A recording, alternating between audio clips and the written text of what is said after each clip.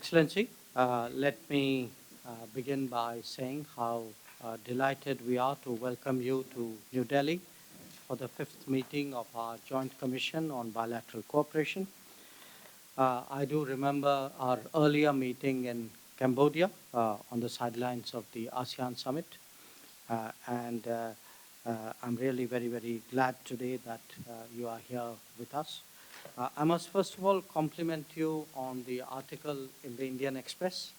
I think early this morning I got a number of comments on that article, all uniformly positive.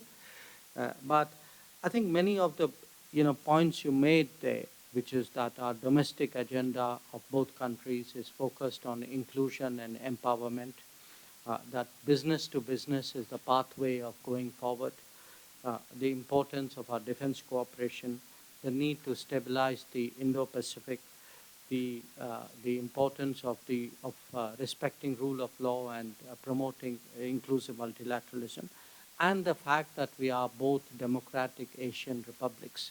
I think all these messages really resonate very, very strongly with us. From our perspective, we have, of course, been very keen to engage your government, and I know Prime Minister and President Marcos had a telephonic talk last year.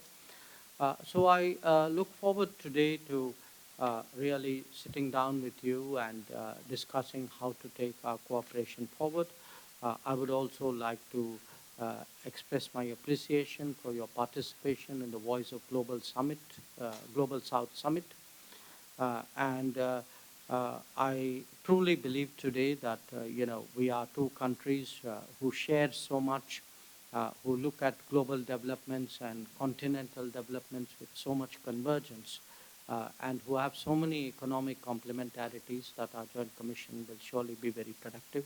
Once again, a very warm welcome.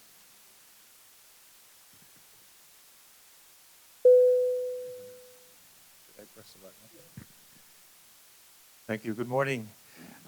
Your Excellency, External Affairs Minister Jaishankar, let me, on behalf of my colleagues in our delegation, thank you, through you, the Government of India, for the very warm hospitality and welcome that you have accorded to me personally and to my delegation. And I'd also like to express my sincerest appreciation for your invitation to be here in order to discuss at the 5th JCBC many issues of importance to both our countries. As you can see, this importance is reflected by the fact that I have with me a number of representatives from our different agencies. For example, the Department of Trade and Industry, the Department of Finance, as well as the Philippine Space Agency and our National Intelligence Coordinating Agency. So, as you can see, there are quite a number of areas where our cooperation is now taking place. And of course, overall, we attach great importance to our relationship with India. Since the first JCBC, a number of key areas of cooperation have already been discussed and, in fact, action taken. And we hope that we can extend it further through our discussions today.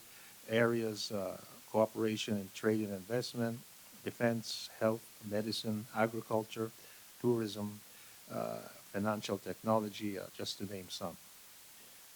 And also, India is a priority partner of the Philippines in science and technology, including in space cooperation.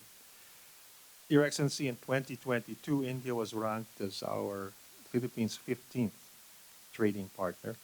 And with the expected growth in both of our economies, we are committed to even extending this, increasing this, by creating an environment which will foster greater business partnerships and relationships in a way that mutually benefits both our countries. In terms of people-to-people linkages, I note that Filipinos and Indians have been forging friendships, well, probably since time immemorial, but especially now, and even in other continents and countries in the world, and we have large diasporas in our respective countries. So, especially in the last 5 years, more and more of your countrymen have been coming to the Philippines to visit and study. And to further facilitate the flow of people through increased commercial flights, I'm very pleased to announce that the Philippines has ratified the updated air services agreement with India. As you're well aware, the Philippines and India have also many converging interests, especially our commitment to a rules-based international order governed by international law and informed by the principles of equity and justice. We have worked together in the non-aligned movement in the Group of 77 through the years, and this shows the commonality of our interests, especially when it comes to multilateral and regional issues. And we have served also as beacons, in fact, for independence and self-determination in the UN system. So as you're well aware, Your Excellency, we have quite a number of issues to discuss this morning, and I think we would also like to view these discussions in the context of our upcoming 75th anniversary of the establishment of diplomatic relations, and we look forward to having a number of events in both our countries to commemorate this. And finally, I'd like to note that we have also progressed since we both opened consulates general in each other's countries not long after our gaining independence. And my delegation here with me today is even more optimistic in the future of our cooperation relationship.